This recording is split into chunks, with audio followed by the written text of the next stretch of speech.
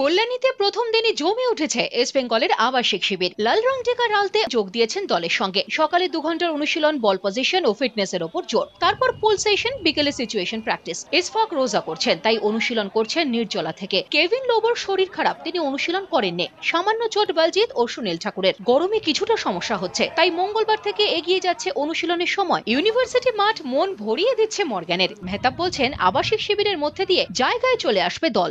নতুন পুরনো একটা কম্বিনেশন, ভালো ভালো প্লেয়াররা এসছে এবং যে এই কম্বিনেশন আমাদের সিস্টেমে অনেক প্লেয়ার জানে না, নতুন খেলবে।